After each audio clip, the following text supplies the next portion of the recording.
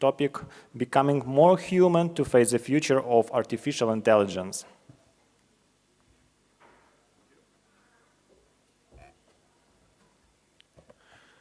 Hello, everyone. This is probably the most fun I'm going to have this year, so thank you. I'm going to talk to you about how we can prepare as human financial analysts to the coming of artificial intelligence into our industry. Now, I gave it a lot of thought, and I realized, well, we can face the future either as growth investors by embracing it, or we can face the future as value investors by trying to find certain capabilities that we as humans have that has the greatest economic moat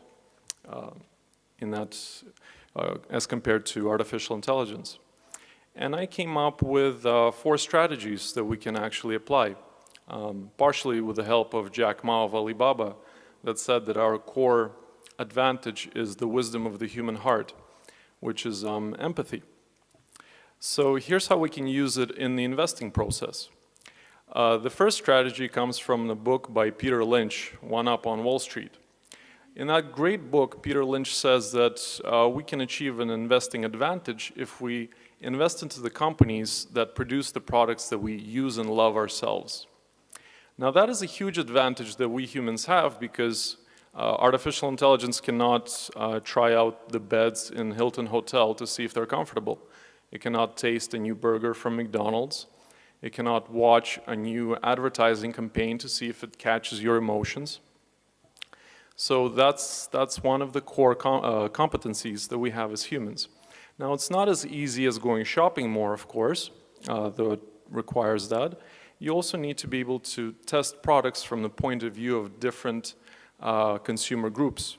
Will children like this? Will Japanese like this? Will Italians? And so on. So you need to really develop that empathy that you have that I believe in India they call a great soul. Now, a second strategy is to become a better evaluator of corporate culture.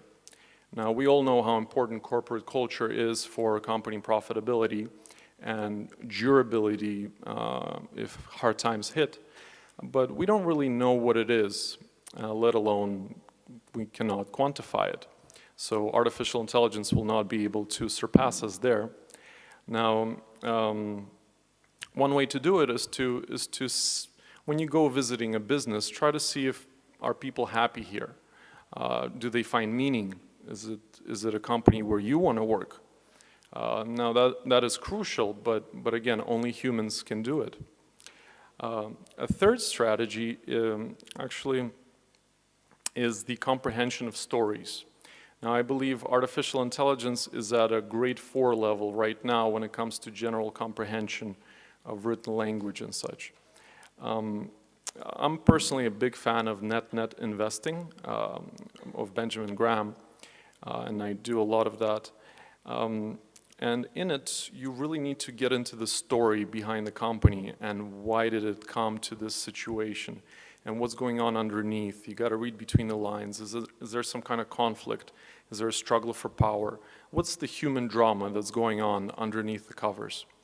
It's really interesting, and I believe that in that competency, AI will not reach us for a long while.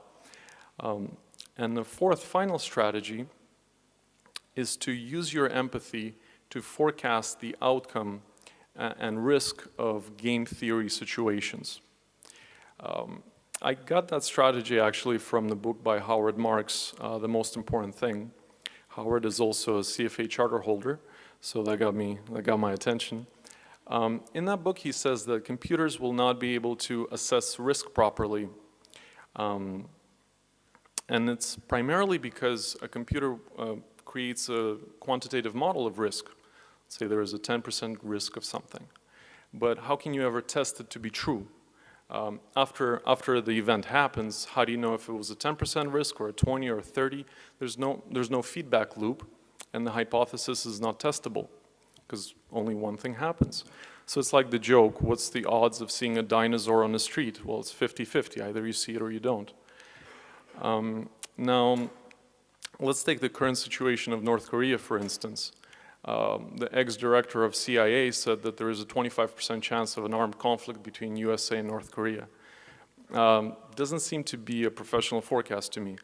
But if I apply my empathy, I realize, well, the only reason North Korea would push the situation to the brink of war if it was different army factions inside North Korea that controlled the nuclear capabilities. So let's say Air Force has the delivery system, someone else has the materials, someone has the research departments. And so they need the situation to be as close to conflict as possible to stay united at home.